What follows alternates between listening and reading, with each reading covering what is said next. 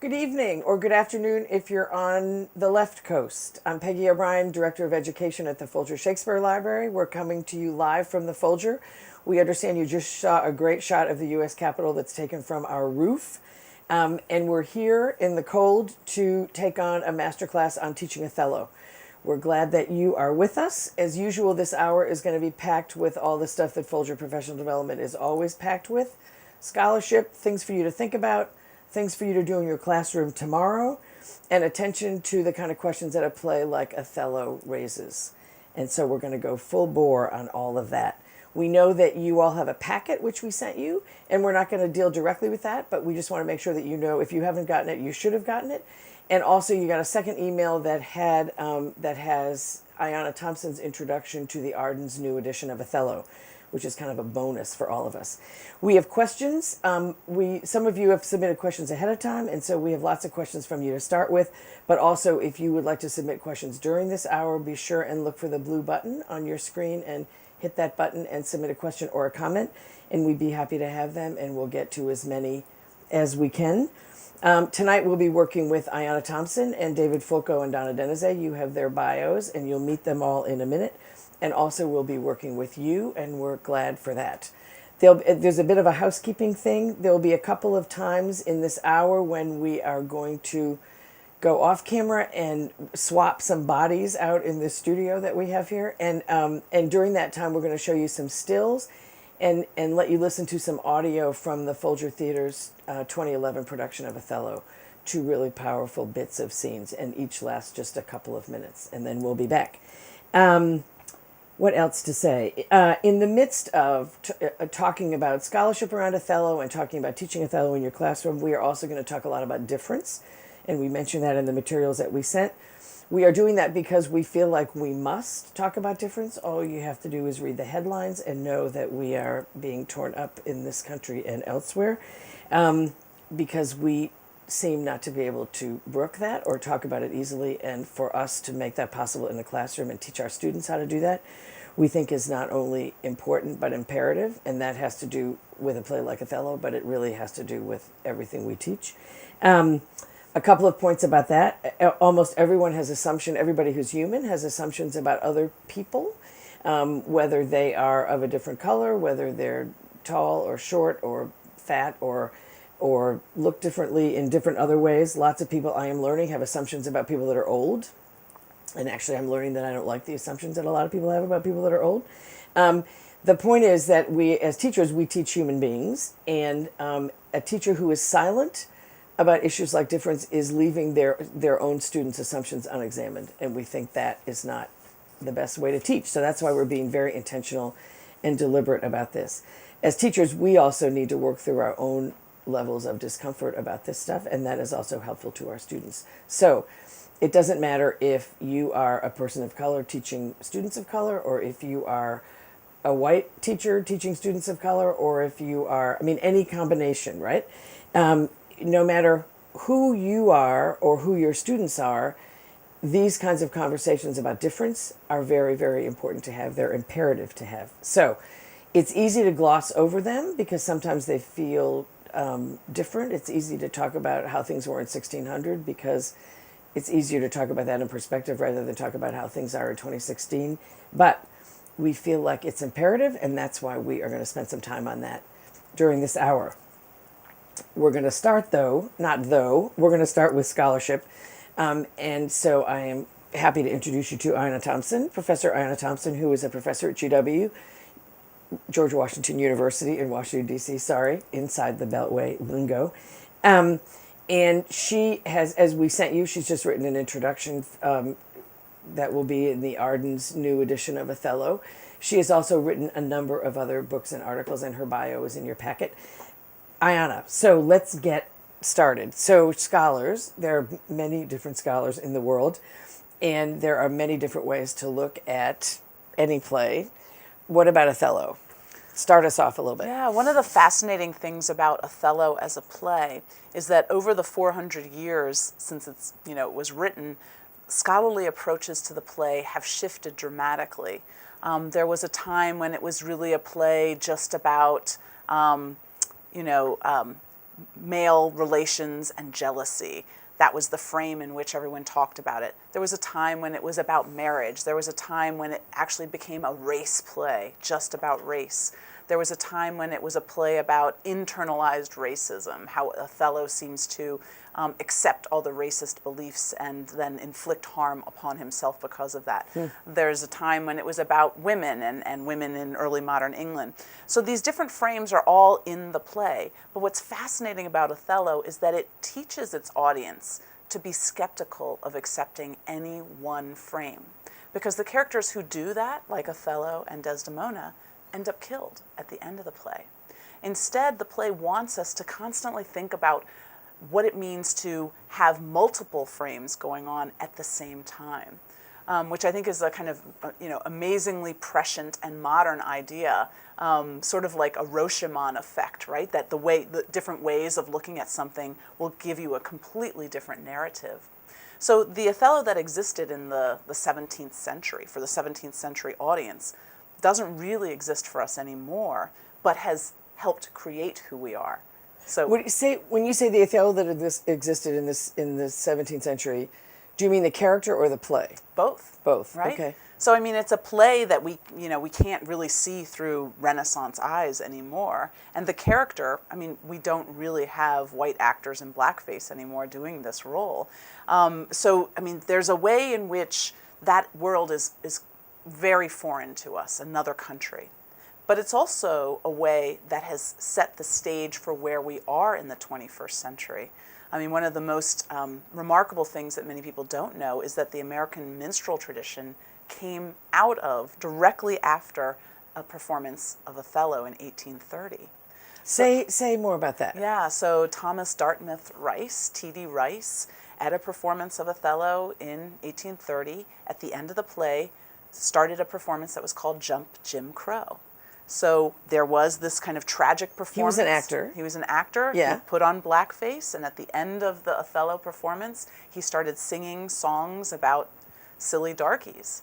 And so there was a way that he was attempting to appropriate and almost rewrite Othello to be a comedy about the, kind of silliness of blackness and black masculinity, making fun of it, so that it was no longer a threat. But that American minstrel tradition, of course, informs a lot of our entertainment depictions of blackness. So Othello of the 17th century is lost to us, and yet has also helped create the place where we are today. So I think there's a way in which when we teach Othello, we should keep these multiple historical perspectives in mind. Because your students may think that they're like, kind of channeling back Ouija board style to, Shakespeare's Othello, but that's almost impossible to do. And yet there are ways that you can trace through lines that are quite powerful and disturbing at times. So actually, we have a question that speaks to your larger point. So, which is, aside from race, what big ideas should students be talking about when they play with Othello? Well, I mean, I think there are a lot of... I like that, play with Othello. Play with That's Othello, cool. That's exactly right? Well, I do think that it is about a militaristic world. I mean, I think there's something about men together and hierarchies in the military, and yet these very strong homosocial bonds. So I think that is part of it. And then what happens when you throw women into the mix? I think that's another issue. What happens when you have an independent woman like Desdemona who chooses her own husband, who doesn't wait for her father to choose one? So, I mean, I think these topics are both separate from and tied into race in the play. Okay, so, but we should say also, one of the reasons that we always delve into scholarship in mostly everything that we do is not necessarily because this is stuff that you need to transmit to your students, but it's interesting for us, especially as teachers, because a lot of us teach the same play over and over. It's interesting to know what scholars are thinking, because it's a lot of fresh ideas that we don't normally have access to, or we don't have enough access to. So okay, so no, there's a lot of different ways to look at this play, and so I think sometimes as teachers we want to say, okay, so what's the answer? Like, how do we figure it out? Yeah. What is the answer? Or what do our students say what do we say to our students when they ask us that? What's the question? Dang. Right? I mean, I think what you ask of Othello will determine the answer. There isn't an answer. I mean, I think that there are multiple answers depending on the frame that you use to interrogate the text. And I'll use the word interrogate intentionally because that's precisely what's going to happen to Iago if you imagine what Act 6 of Othello is. He's going to be interrogated to figure out what exactly happened. But we don't get that in the play, right? Shakespeare withholds that answer. Why did you do this? Right. We don't know, right? I mean, you have to sort of fill in those answers. There is no one answer. It depends on the question. Okay, so here's another question, which actually speaks right to, we have questions that have come in before, but I'm going to go to this one too. How would you respond to a student that you don't know very well, and you're working with a student for a day, who's and the student makes an offhanded comment, which is Shakespeare was a racist, and I'm assuming that's based on some knowledge of Othello, since that's what we're here about. Mm-hmm. So what would you say about that? Who wasn't in the Renaissance? Okay. I mean, I don't feel the need to rescue Shakespeare. He's dead. Yeah. I'm not one of those people that feels like I have to apologize for Shakespeare. He was a man of his time period and probably didn't know any Moors, probably didn't know any Jews, and has lots of misogynistic discourse throughout all of his plays. So all of the plays have kind of anti-black jokes, I would say anti-Semitic jokes, and misogynistic jokes. They're through all of the plays. That's what the time period was about. It doesn't mean that we're more enlightened now. Maybe in some ways, yes, but maybe we've just learned to hide those things. So if a student comes to you and says, "Yeah, Shakespeare was racist," I'd probably say, "Yeah, and." Right. Shakespeare's a dead white man. Yeah. And. All right. Here's a question that came in from these folks earlier about the use of the word fair. So the word fair is used in all kinds of ways through this play. Yes. Wait. And students ask about whether it means pretty or white or just or something else. So how do you deal with that? Yes. That resonates with you. Yes. The all? answer is all. Yes. Dang, okay. And Kim Hall is a great scholar who has written a beautiful chapter on this in her book called Things of Darkness. Mm-hmm. And she traces out all the ways that fair is used as a way to delineate beauty, but that gets coded in very specific racialized ways as the epitome of whiteness. And we know from kind of historical records that the fairer your skin was and the more beautiful you were thought to be, so makeup was used quite frequently in the Renaissance. And unfortunately, they were lead-based makeups a lot of the time that ate away the flesh, so you had to keep applying more and more. So yes, so when you see the term fair, you can assume that it means beautiful, light, white, and the epitome of the ideal. Wow. Okay. Here's another question, which is also great. Wait, and I've lost it. In Othello, there are women and men, nobles and soldiers, courtesans and servants. In addition to race, how do we talk about or notice the play's issues of class and gender? Yeah, and of course, this is another frame through which you can look at Othello, is precisely through class. Yeah. And Iago, in particular, seems very disturbed by the fact that he thinks his class is holding him back, and that, in fact, Cassio is advancing ahead of him because he is of a higher class. And even though Iago has more war experience than Cassio is getting the promotion over him. Right. And he's constantly disturbed by this. And so you see that there are these amazing class distinctions that are laid out. One thing that I think many overlook when reading Othello, however, is that Othello says that he's a good match for Desdemona because he is of as high a birth as she is.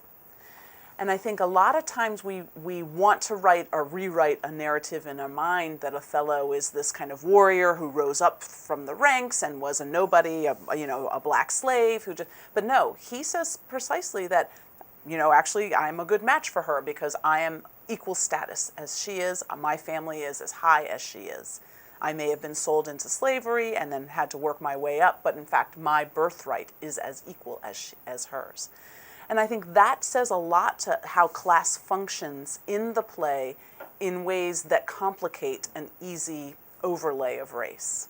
So what about gender? What about Desdemona and Amelia? Yeah, Yeah. great characters. Yep. Desdemona to me looks like an amazingly strong, independent woman. Right? She's turned down many of the proposals that she's gotten over the years. We don't know why, she just has. And as soon as she heard Othello's story, fell in love with him. And not only fell in love with him, married him without notifying her father, and then decides to go off to war with him. Like, she goes to Cyprus with him. This is like a really strong woman. Amelia, who's married to Iago, has a more complicated relationship and seems to with her husband, and seems to be slightly more knowledgeable about sex, and tells a lot of jokes about it. But I don't think that we should assume that Desdemona is super young or super inexperienced. The fact that her biography suggests something otherwise, that maybe she's a little older than casting directors want her to be.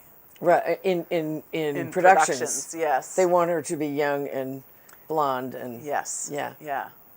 more inexperienced. Yeah, and I think the text suggests that she could be slightly older, that she is someone who has waited for someone who might treat her as an equal.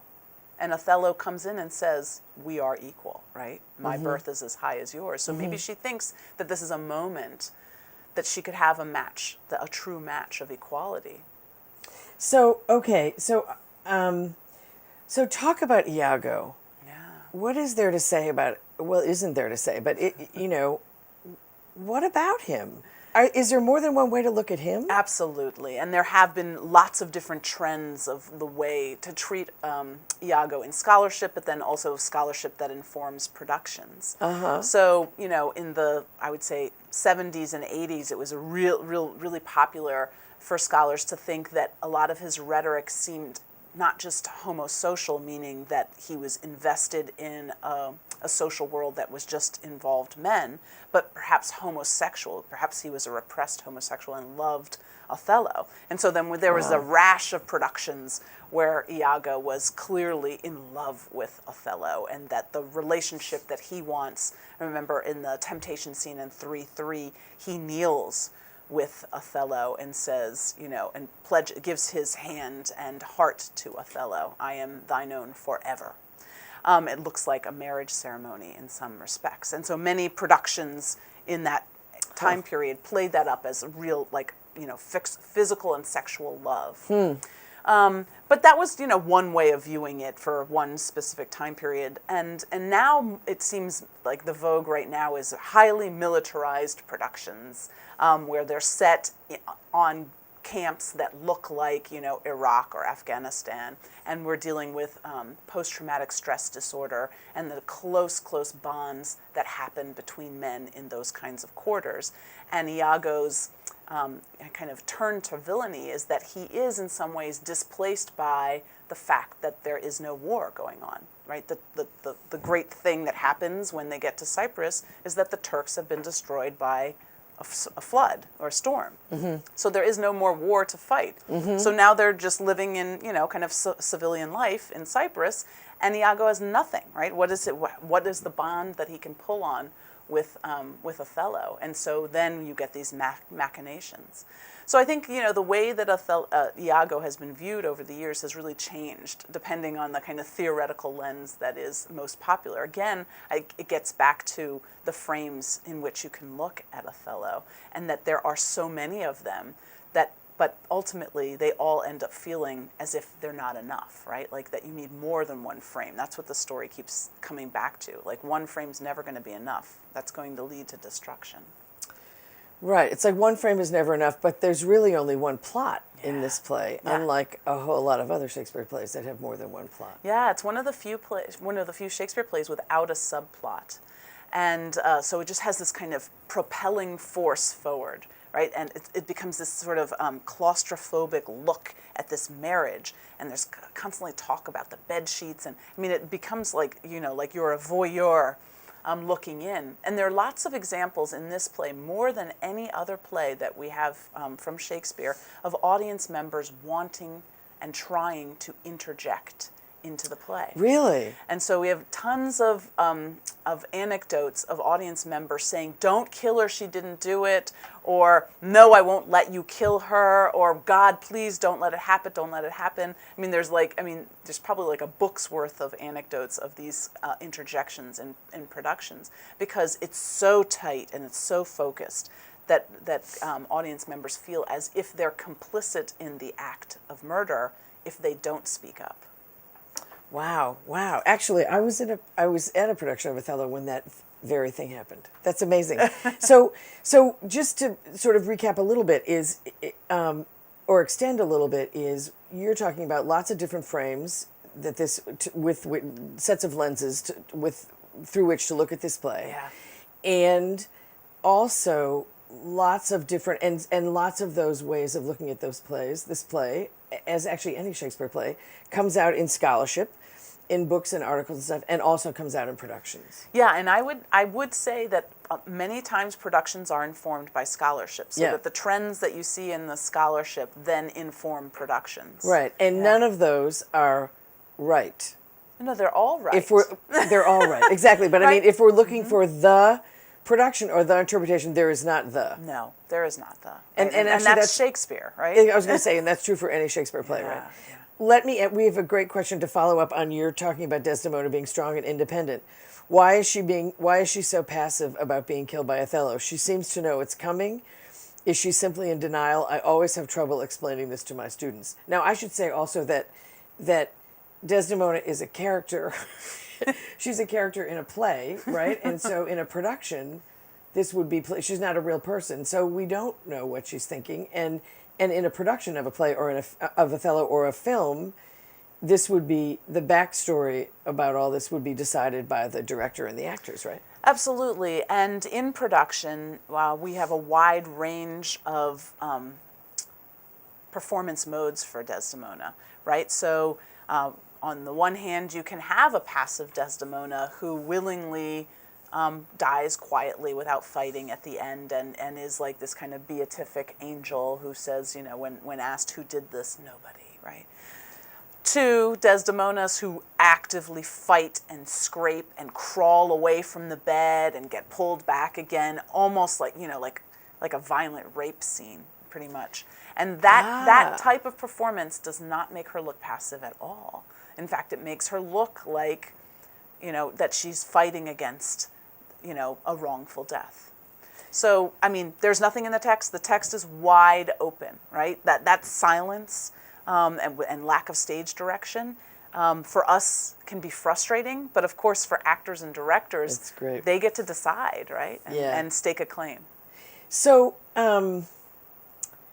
shoot, I thought of like two things I was going to ask you at once. So in that case, it would be possible, for example, in film, and I'm gonna ask you to throw out maybe some films here, so that if students and teachers, if we could see different versions of that scene, of other scenes, because it obviously would be played in different ways. So do you want to give us a little info about films off the top of your head? Yeah, I mean, there are a lot of film versions of Othello and a lot of adaptations of Othello on film, which are quite interesting, like Tim Blake Nelson's film from 2000, I want to say. But I don't know that there's a great Othello film. The Lawrence Fishburne, I think, is okay. The Laurence Olivier, I think, is a great teaching tool because it will shock your students. He's in blackface. He's really doing a full-on racial impersonation that Olivier said, was informed by recent black immigrants to the UK from the Caribbean. When was that filmed? 1965. Wow. Yeah. So I think it's a great teaching tool, great film. But there are, again, you can look at any of these films and see the way that the Desdemonas or Othellos make different decisions about their characters. That's great. Thank you. We're going to move on to the next part of this masterclass, and Ayana will be back. We are now going to move to some still photographs and some audio of Act 1, Scene 3, a great, lovely speech of Othello's, and we'll be back in a couple of minutes. Thanks. Her father loved me, oft invited me, still questioned me the story of my life from year to year. The battles, sieges, fortunes that I have passed, I ran it through, even from my boyish days to the very moment that he bade me tell it, wherein I spoke of most disastrous chances, of moving accidents by flood and field, of hairbreadth scapes i' the imminent deadly breach, of being taken by the insolent foe and sold to slavery, of my redemption thence, and portents in my traveller's history, wherein of antres vast and deserts idle, rough quarries, rocks, and hills whose heads touch heaven. It was my hint to speak. Such was my process.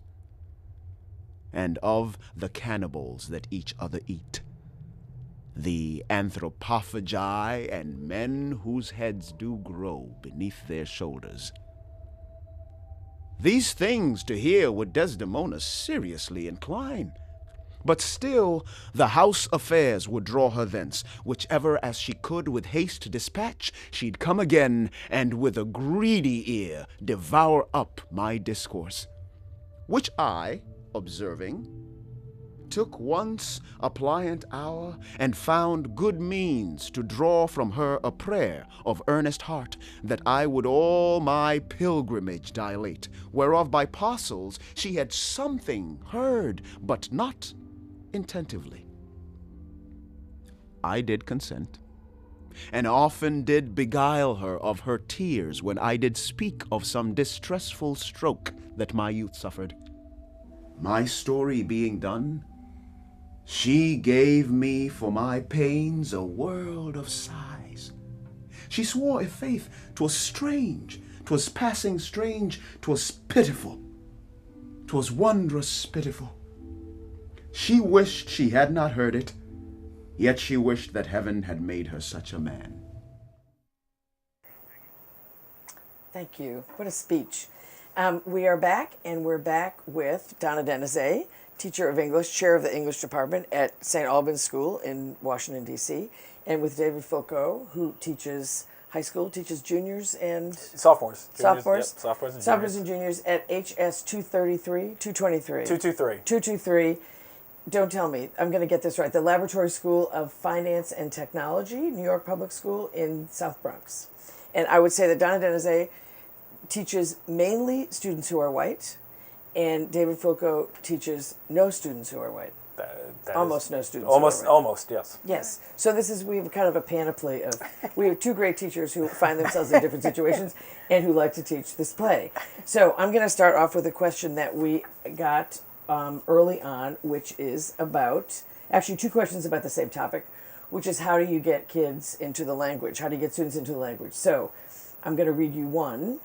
My students complain that Shakespeare is a dead white guy. He actually is a dead white guy. Sure, yeah. And what can he have to say to him because I don't understand the language? And the other question is, how do I get my students to like the language and not just the plot? So can either of you pick who wants to start, but a very specific way that you use in a classroom to get your students into the language and that would work with all kinds of students? Right. One of the things that I would do is I would pick a scene like 3-3 in Othello, where Iago is trying to make Othello think, oh no, I don't want to say anything about your wife. Oh, please forgive me. That whole temptation of kind of luring Othello in, and just have them read it and then say what's going on, ask them questions about it. What does Othello want here? What does Iago want here? And then have them go back and actually say the words again. And don't worry about how they pronounce them. Don't worry about if they understand every word. But just to get the words in their mouth and get them standing up and saying, where are you? Do you know, so that they can then feel comfortable with what they understand. So really complex questions like, what does Othello want? Yeah. What does Iago want? Right. Yeah. So would you do that on the first day? On the first day, I would just take a Go piece right of to text 3-3. and go 3-3 or the opening scene. Okay. The opening scene of Othello, which I've cut, and I think David will talk about cutting. so that they can actually see what's going on, and then we can really ask some hard questions about that opening scene. Because in the opening scene of Othello, it's all happening. It's all right happening. out there. That's exactly right. And all the racial, all the power issues, all the family issues, the gender issues, it's all there. Tragic blindness, it's there. Okay, so very specific. How about you? Very specific, David. Well, actually, I left my students. So tomorrow, when you come to school, they're performing a cut version of 2-3. So what I did was These are your 11th graders. these are my 11th graders. Okay. I left them today, so they were with a substitute. So I'm Yeah, hopeful 'cause to you get had it to get done. here. I You had had to to get get- here. right. So what I do is I tell the students that how much I love Shakespeare, and at this point that they know, and I take the first 60 lines of 2-3 and I cut it down. Say what happens in 2-3. So 2-3 is Iago convincing Cassio he needs to go get a drink. And we know the terrible things that happen once Cassio gets a drink. Yeah. And I take those first, say, 60 lines in which Othello is saying, is talking to Cassio, and then Cassio is talking to Iago, and it's back and forth. And all they really need to know is that Iago gets Cassio to a bar. That's what's going to happen. That's what's going to drive the plot. And I take those 60 lines and I cut it down to 3. You cut it. I cut it myself in front of the students. With them in class. With them in class. I put it right on the overhead, and I take my pencil. I actually get the text from Folger Digital Texts, and it's nice because if you copy and paste it into a Word doc, it leaves you all this margin on this side White that the space, kids yeah. can just white space where they can just write all their notes and all their thoughts. And so I take it and I cut it down to 3, and I said, guys, if you know how much this pains me, right, this should be real easy for you. And they're like, Mr. Foucault, we got it. So then I give them 284 lines that they have to cut down to under 10 minutes. And what's great about it is not just the process of actually cutting lines, which is nice and cathartic in a way as well. Yeah. But it's more the discussions that the students have about the language. Because now they're looking at the language as, well, should we cut it or should we keep it? Well, is this important or is this not important? Are we going to be able to act this scene out if I cut this line, or are we not going to be able to act? And these are the questions that we want to have. These are questions that Donna and I have, right? When we sit and talk as colleagues, Right. we say, well, that seems really important. Right. We really need to talk about it. Well, and kids are close reading like crazy. And they're suddenly close reading, Right. right? And as much as and choral reading is fantastic, and that's the beating heart of my sort of Right, class. and we're going to get back to that. Yes, 'cause that's but a good thing. but cutting is it's just the conversations. Right. And Right. I circle and I just let them talk, and it's wonderful. It's a really good way of. So one of the things about if you all were in our Hamlet masterclass, there was a lot of talk about Hamlet and about cutting Hamlet, and people nervous about cutting a play, feeling like these words came to us on stone tablets, which they didn't. That should be another whole masterclass about how we have these words, and so I think teachers feel shy about that. But so as one of the teachers who was with us for the Hamlet masterclass said, how can you not cut Hamlet? Right. Like you'll Right. die trying to slog through all that. And certainly theater directors have cut Hamlet forever.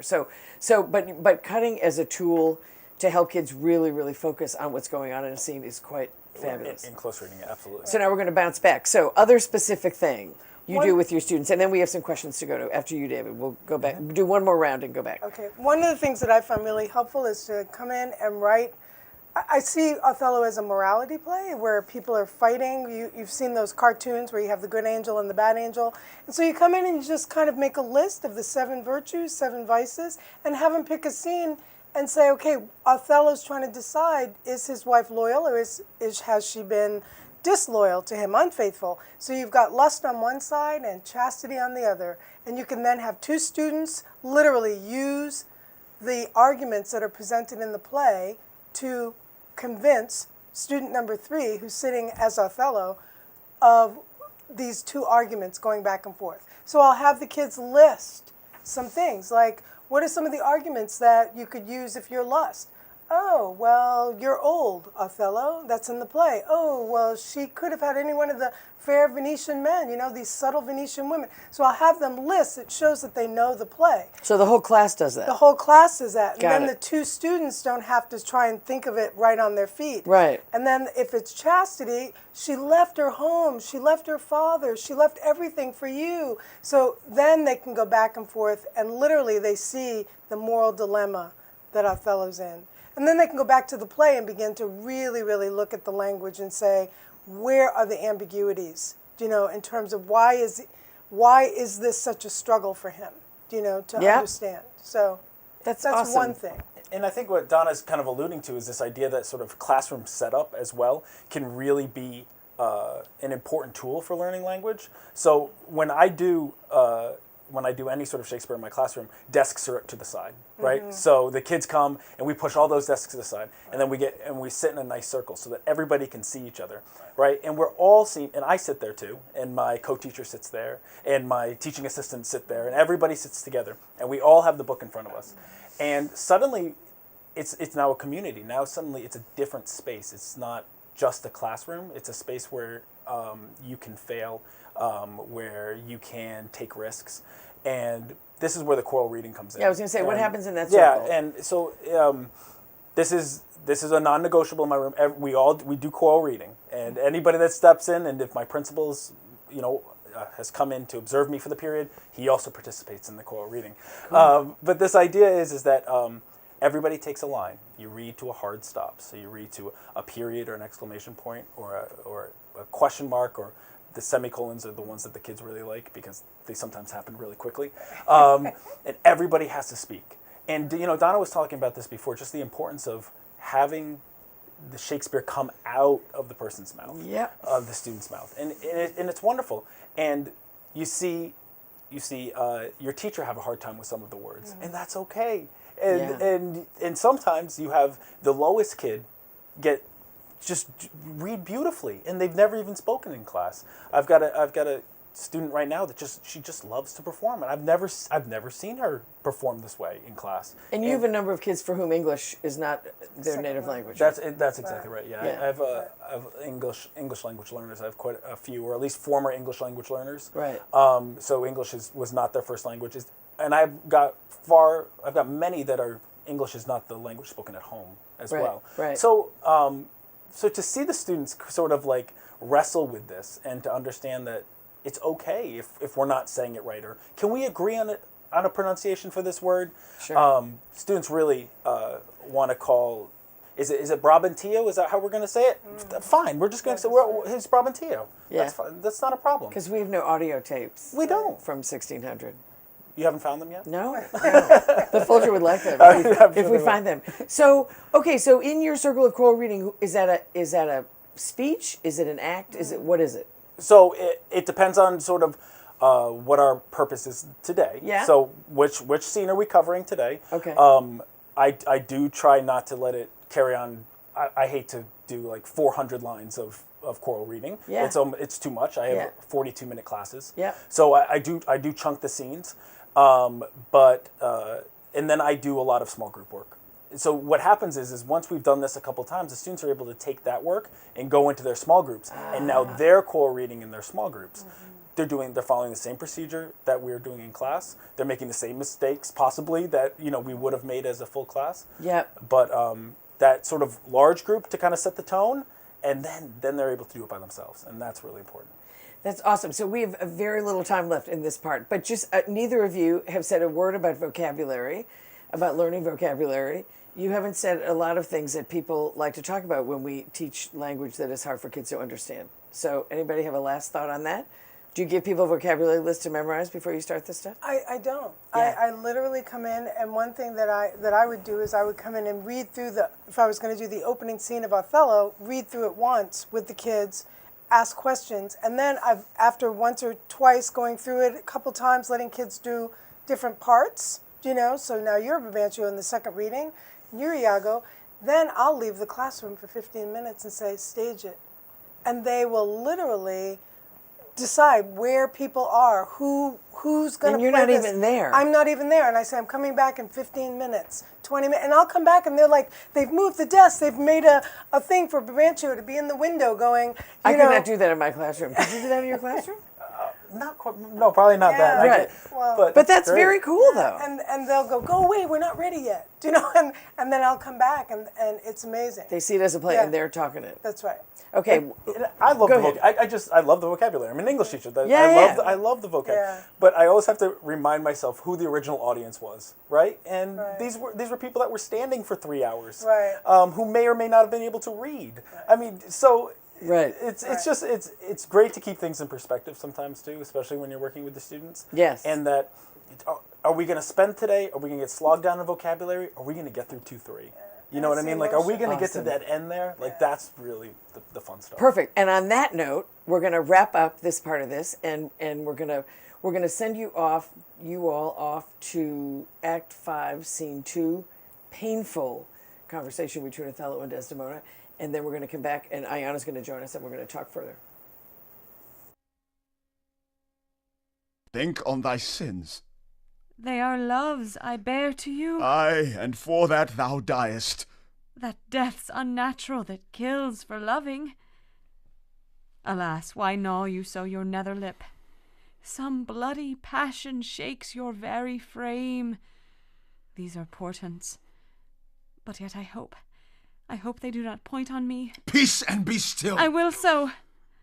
What's the matter? That handkerchief which I so loved and gave thee, thou gavest to Cassio.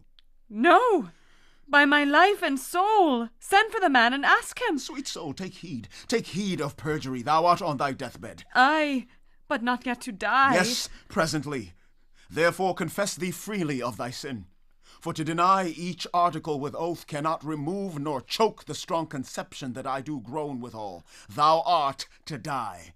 Then Lord have mercy on me. I say amen. And have you mercy too. I never did offend you in my life, never loved Cassio but with such general warranty of heaven as I might love. I never gave him token. By heaven, I saw my handkerchief in his hand. Ah, perjured woman, thou dost stone my heart and makest me call what I intend to do a murder, which I thought a sacrifice. I saw the handkerchief. He found it then. I never gave it him. Send for him hither. Let him confess a truth. He hath confessed What, my lord? that he hath used thee. How? Unlawfully? I He will not say so. No, his mouth is stopped. Honest Iago hath ta'en order for it. Oh, my fear interprets. What, is he dead? Had all his hairs been lives, my great revenge had stomach for them all. Alas, he is betrayed, and I undone! Out, strumpet! Weepst thou for him to my face? Oh, banish me, my lord, but kill me not! Down, strumpet! Kill me tomorrow! Let me live tonight! Nay, if you I strive, have an hour! being done, there is no Oh, but pause. while I say one prayer! It is too late. So, that dialogue. We are back, and Ayana has joined us, and Donna and David are with us, of course, and now we are going to talk for our last little bit of minutes about challenging conversations in the classroom. And as I said earlier, we feel like these are things that when we work with teachers a lot, we talk about this, but we feel at the Folger, we feel like we need to be much more intentional about this, and we probably should have been more intentional about this a long time ago. So I'm just saying that. So what we're going to do is I'm just going to start with Ayana and ask these guys to each sort of make a few introductory comments about having these kinds of conversations. I don't know, the adjectives are different. Mm-hmm. Challenging, awkward, uncomfortable, imperative, necessary conversations, and then we'll kind of take it from. Don't really have a outline about this. We're going to take it from there. So, Ayana. Yeah, I think as probably Donna and David know better than most, the demographic of students that we have today are really hungry for dialogues about difference and don't have a lot of outlets that are safe to talk about difference. And so I would say Shakespeare's a great vehicle to do this, but it's not enough if you leave it just for Othello. I'm hoping that if you can have dialogues about difference throughout all the plays, Then when you get to Othello, you can have that much more of a rich dialogue about where Shakespeare was going with his Moor. But all the plays have little scenes or comments about race or about gender or about Jews. And so I think highlighting those moments in the plays that are, I think, quite uncomfortable for our students is very powerful. And then having a fuller conversation with Othello, as opposed to the like, oh, it's February, it's Black History Month, now we should talk about blacks in the Renaissance. Let's read Othello. I think that's a little too forced. Yeah, I agree with that 100%. For me, it's a matter of, since I teach at a predominantly white school, the students are predominantly white and they're male, I know that the first thing I have to do is I have to walk in and kind of make everyone feel comfortable talking to the black woman about race. So I'll often begin with, what are some stereotypes? What is a stereotype? And then say some stereotypes of various groups of people. And then come back to saying, we've got to be honest, even if it makes us uncomfortable. We don't have to be rude about how we say it, but we need to be honest. So what are some stereotypes of African Americans? And I'll go to the board and I'll list them. And then we list them after we list them, and there's always some that you have to tease out. Do you know what I mean? Because they don't want to say, they're so uncomfortable. But eventually we say it, and then I say, let's go to the opening scene.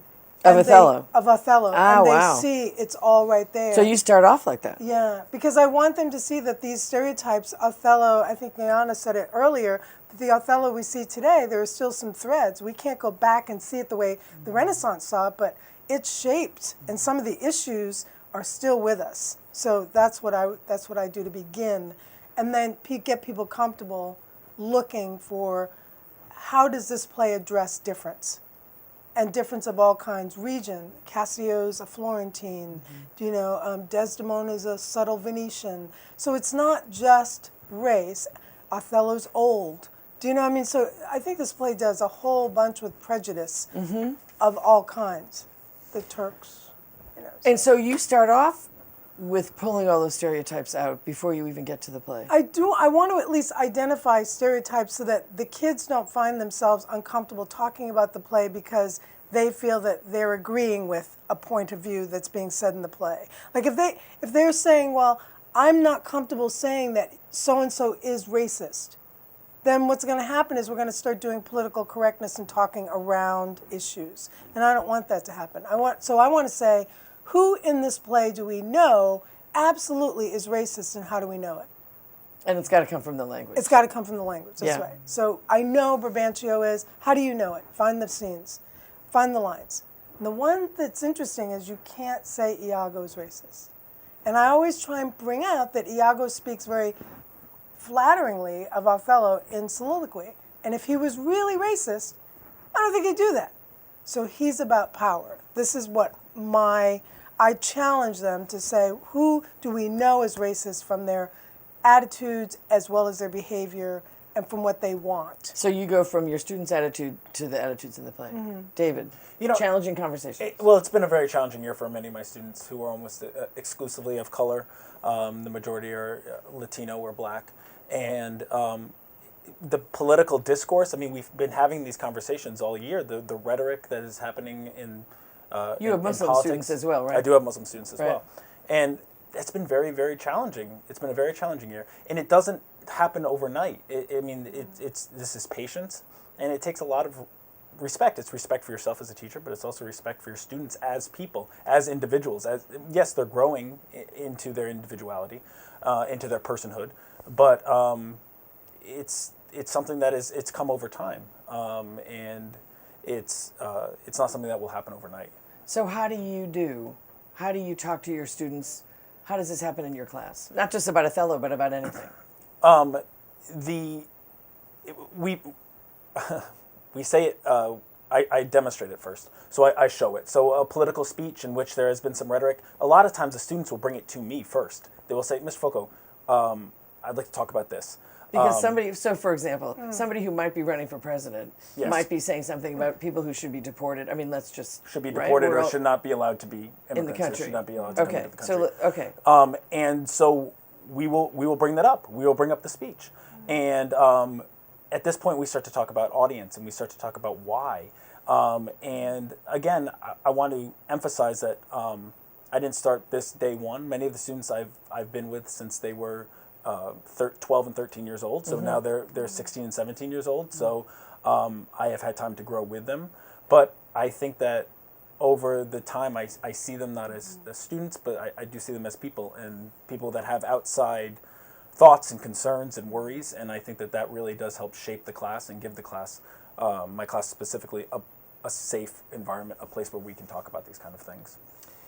So, what do you think, and all of you teach, I mean, Ayana teaches at university level, but in some ways, these kinds of conversations, like students are students, and actually, in some ways, I feel like university students may have been dodging these conversations longer than other kids, or maybe had. They have, yeah, absolutely. So I think we're kind of in the same boat in this way. Yeah. So, what do you as a teacher need?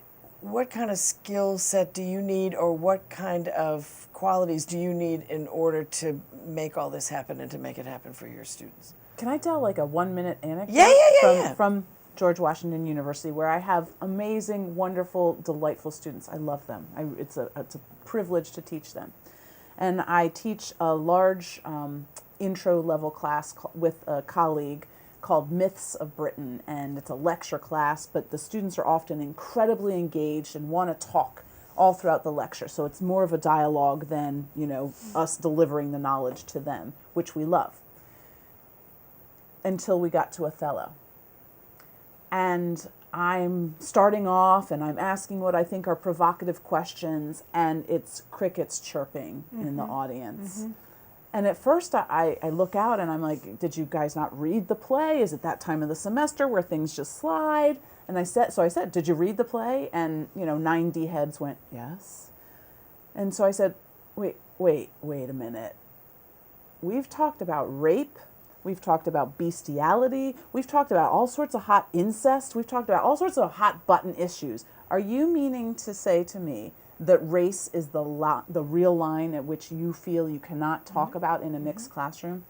And they went, Yes. With an African American Yes. professor. That's right. Yeah, That's yeah. right. I experienced that. And so what I said to, yes, of course, right? Yeah. And so what I said to them is, it's okay. We can do this together. If you trust in me and I trust in you, which I do, I love you all, we can work through these issues together, because that's the only way to learn, is collectively. And there was this immense sigh of relief that I had just said to them, I acknowledge it's difficult, and I'm opening the door for you to come in with me. And then a student raised her hand and she goes, this is a racist play and I don't know why you made us read it. And then another student said, no, it's not racist at all. And there we had our students back. Yeah. But you have to open the door for them, because it's so scary. Yeah, and I think in my situation specifically, the students feel that they are the teachers and they are teaching me about this, and they Right. and They are. They Right. absolutely are. And so I need to be able to make myself vulnerable and able to sort of say, these answers I don't have. You have a lot of these answers for me, or for our class, and Or you figure them out together. Or you we figure them out together. Yeah. That's what I think is really empowering, is if you can say, what are some of the things that we need to address this issue? And I think being tactful, I think being patient, being persistent, because we often give up when the conversation's too difficult, we'll just Or shut when down. there's silence in the room. That's right. So there are skills, and I think there are 3 different kinds of skills, meaning 3 different levels. Like, I need to know what skills I need as a person, as a teacher, in order to be effective. And I need to then say, what kind of skills does an institution need to have? Do you know, what are the institutional kinds of skills and requirements, conditions to allow us to have these conversations? And then what about the community outside of the institution, like, what's happening in Missouri or what's happening in, all over this country? So how do we interface with all of those things? But I don't think you can just kind of say, we just need skills. Do you know what I mean? I think you have to think, what are my own skills? What institutions are there that help me?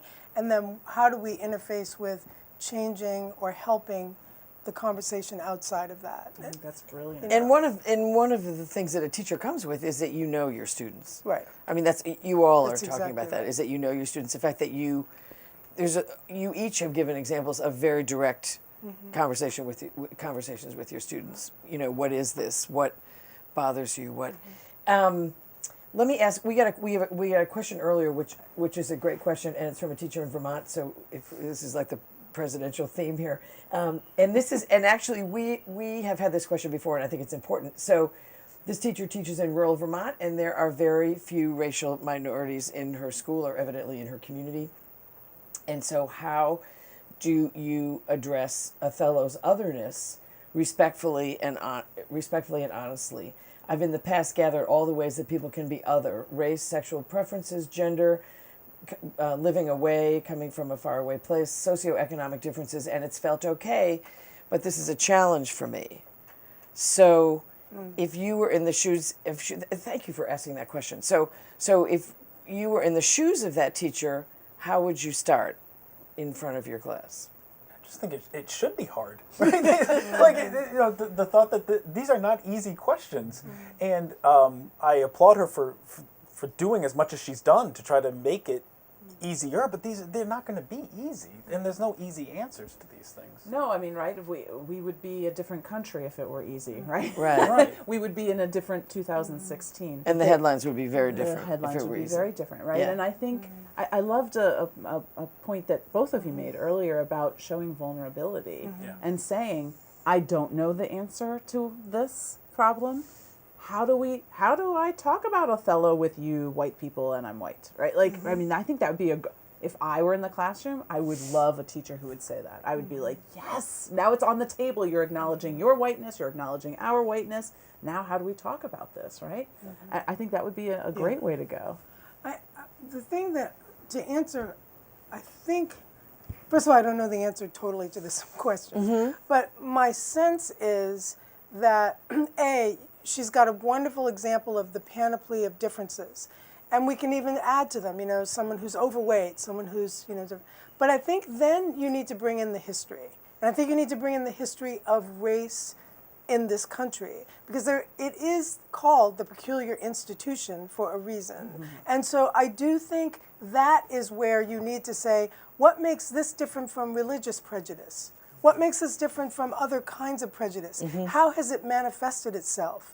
What are some of the things that we have done institutionally to keep it from being discussed, to keep it from seeing it even?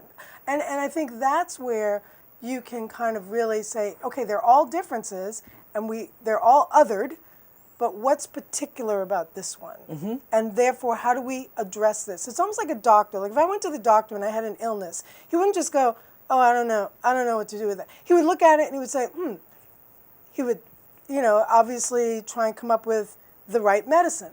What do we do when it comes to racism? We don't treat it like an illness. We go like this, I don't want to look at it. And we just hope the scab. Or talk about it. Yeah, will come, and then the scab is there, and you just open up the wound again, and it never actually heals. So for me, it's like a matter of looking at it specifically, how has it manifested itself? And that's where I think you need the history. You can't just kind of talk about it as generalized other. So I cannot believe that we are out of time, but we are out of time. Thank you. This was great. Thank you. So thanks to all of you, obviously. We have some other people to thank. We need to thank Greta Brascala and Debbie Gaskin, who put the packets together that you guys have. We need to thank our colleague, Kendra Flanagan, from the new Smithsonian Museum of African American History and Culture. We need to thank Danielle Drakes, who is our producer and Folger Education staff member, and also our colleagues at Alabama Public Television that make all this possible. We need to thank you for being a part of this. Thank you so much. Thank you for your great questions. We did not get to the question about how Beyonce's new video could inform a conversation about Othello. But you know what? But you know what? I think that we have to come up with an answer for you, and we'll send it to all of you when we send you the archive version. So we're going to send you the archive version of this in a week or so. And we also want to remind you that the last masterclass of this year will be on Julius Caesar, March 10th. Only tragic plays this year. Next year we'll do a better job. Thank you so much. Good night.